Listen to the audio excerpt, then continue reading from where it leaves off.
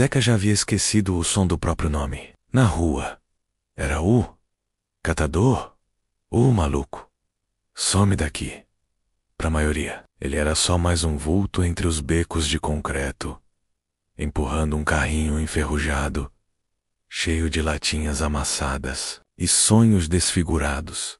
Chovia naquela tarde de terça-feira, e as gotas frias batiam no rosto de Zeca como tapas da vida. Ele vestia 3 blusas rasgadas, uma sobre a outra, uma calça jeans, que já fora azul um dia, agora era só pano molhado pendurado na vergonha. Nos pés, 2 chinelos de marcas diferentes, nenhum do seu número. E ainda assim, Zeca sorria. Sim, ele sorria, não porque achava graça de alguma coisa, mas porque aprendeu que sorrir afastava o medo das pessoas. Quando ele sorria, não corriam dele como se fosse um monstro quando sorria. Às vezes diziam boa tarde, sem olhar nos olhos menos, mas diziam, e aquilo já era quase um abraço. Zeca tinha 47 anos, e nenhuma lembrança viva de infância que não fosse grito, tapa ou fome. Cresceu numa casa onde o silêncio era comprado com violência e o amor era um palavrão que ninguém ousava pronunciar. Saiu de casa aos 13 anos. Preferiu a rua à surra. E a rua o acolheu, à sua maneira. Dura, fria, imprevisível. Aprendeu a dormir com um olho aberto. Aprendeu que o ser humano, quando tem fome e medo, pode virar bicho. E também aprendeu que mesmo na lama, às vezes nasce flor a vida sagou. Zeca passou a maior parte dela sobrevivendo. Foi catador, ajudante de pedreiro, lavador de carro, fez de tudo, menos roubar. Não por moral, mas por medo. Medo de ser preso, medo de virar mais um número, medo de virar ódio de gente que nunca o conheceu. Durante quase 30 anos, morou nas ruas de São Paulo. Se escondia debaixo de viadutos atrás do Mercatus. Em banheiros abandonados, comia o que achava. E achava porque procurava. Comia porque queria viver. Viver, apesar de tudo. Mas havia noites. Noites em que ele abraçava o próprio corpo como quem protege uma criança assustada. Noites em que chorava, baixinho, para ninguém ouvir. Noites em que desejava simplesmente sumir. Se eu morrer aqui, quem vai perceber? Pensava. E a resposta sempre vinha, gelada e cruel. Ninguém. Zeca era o homem invisível. Até que um dia, tudo mudou. Naquela manhã, ele estava sentado na calçada, em frente a uma padaria. Chovia fino. Zeca observava as pessoas passando, com pressa, protegidas por guarda-chuvas coloridos. Ele não pedia mais comida, só observava. Foi então que uma garotinha menos de uns 7 anos, cabelo preso em Maria Chiquinha, uniforme escolar, se aproximou dele. Tinha nos olhos a coragem de quem ainda não aprendeu a ter medo do mundo. Moço, você quer meu pão de queijo? Ela perguntou, estendendo o pacotinho ainda quente. Zeca ficou sem reação. Olhou para a menina, depois para a mãe dela, que vinha logo atrás, aflita. Antes que a mulher puxasse a filha de volta, Zeca sussurrou, quero sim, obrigado, menina Flor. Foi a primeira vez em muitos anos que alguém o chamou de moço, e não de vagabundo. Zeca não sabia, mas aquela menina menos Isadora, menos seria a semente do milagre que estava por vir. Zeca guardou aquele pão de queijo como quem guarda uma joia, não por fome, mas por memória. Era a primeira vez, em muito tempo, que ele sentira algo parecido com dignidade. A mãe da menina, Mariana, pediu desculpas por incomodar. Zeca respondeu com um gesto educado. A senhora me desculpe por existir aqui. Ela sentiu um soco no estômago. Nunca mais esqueceu aquela frase. Nos dias seguintes, Mariana passou a ver Zeca com outros olhos. De vez em quando, deixava um café, um lanche, um bom dia. Zeca, tímido, Sempre agradecia com o olhar abaixado e um sorriso triste. Mas algo dentro dele começava a se mexer. Uma tarde, Mariana sentou-se ao lado dele e perguntou: "Posso te fazer uma pergunta pessoal?" Zeca assentiu com os ombros. "Se você pudesse fazer qualquer coisa mesmo, o que seria?" Zeca olhou para o céu, pensou por um instante e respondeu: "Eu queria abrir um lugar, um galpão, sabe, para ajudar outros, como um lugar limpo, com cama, comida e escuta. Porque às vezes a gente só precisa ser ouvido para não enlouquecer." Ela sorriu. E naquele sorriso nasceu uma promessa invisível. Ela iria ajudá-lo. No dia seguinte, Mariana voltou com algo inesperado. Um celular usado. "Está com chip e internet. Vou te ensinar a usar. Criei uma conta para você no TikTok. Volca véia, sua história. Pode ser?" Zeca riu. Riu de verdade. "Quem vai querer ver isso? Eu sou só um velho catador." "Justamente por isso, Zeca. Você é real." Naquela noite, Mariana filmou Zeca contando sua vida, sem filtros.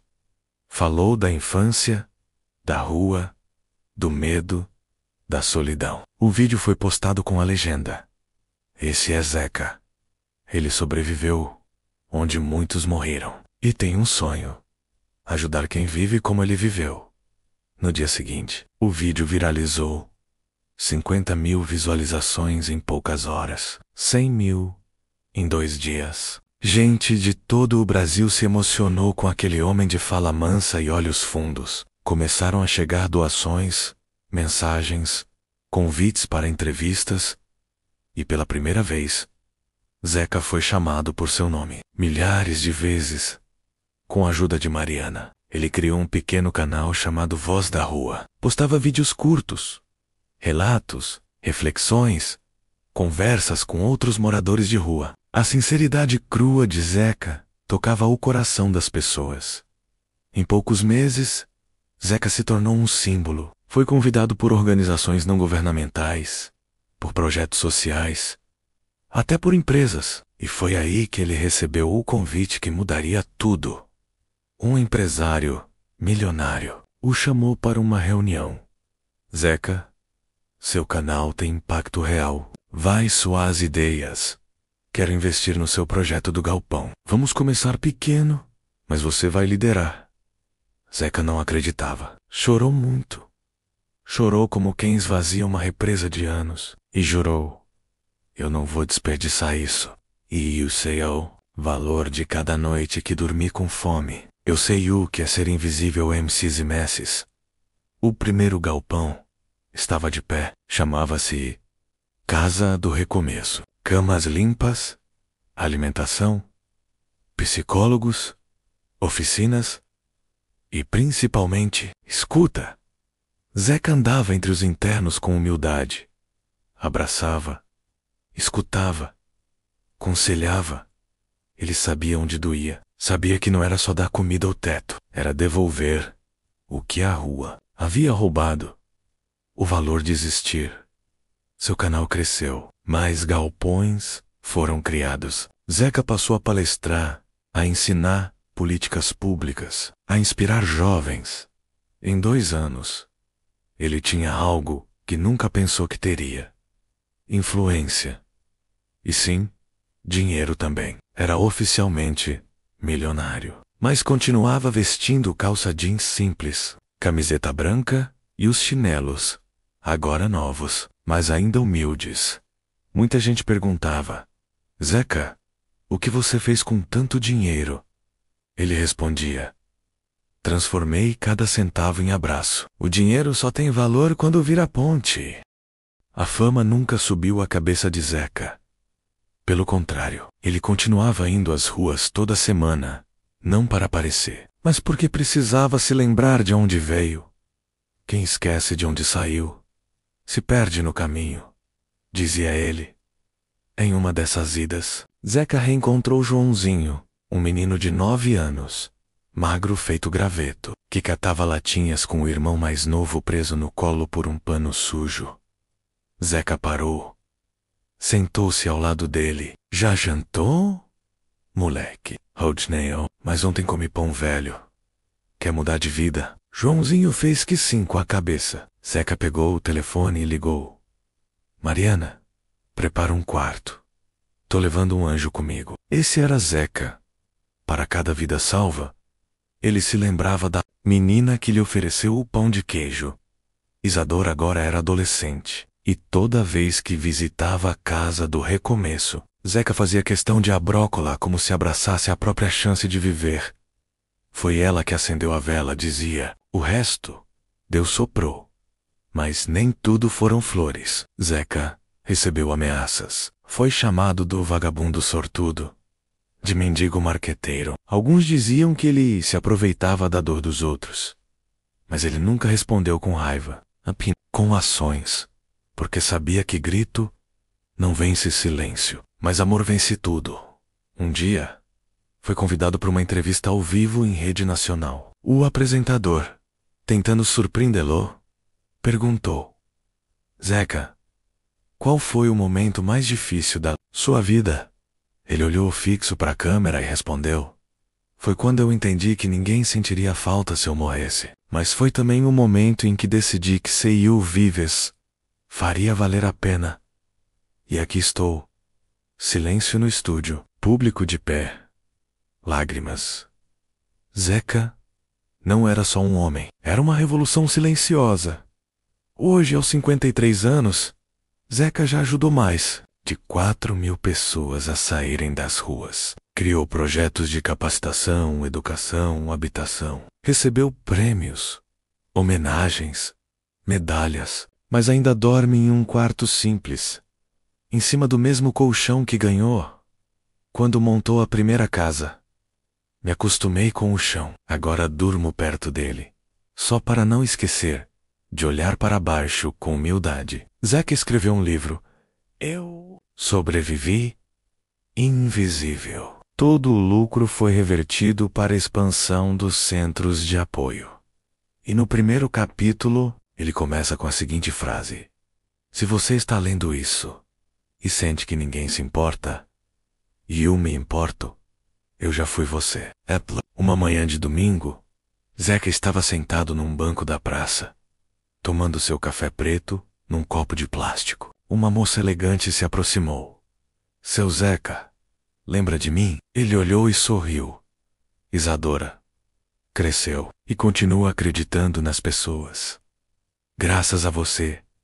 Ela o abraçou e por um instante, tudo fez sentido. O frio, a dor, as madrugadas embaixo de lonas, a solidão, tudo tinha levado até ali. Até aquele abraço. Zeca havia vencido, não por ter dinheiro, mas por ter devolvido ao mundo tudo o que o mundo tentou tirar dele. Amor, dignidade, esperança. Zeca, o homem invisível, agora era visto, não como herói, mas como espelho. E talvez seja isso que mais precisamos ver, que dentro de cada catador há um universo não recolhido. Fim.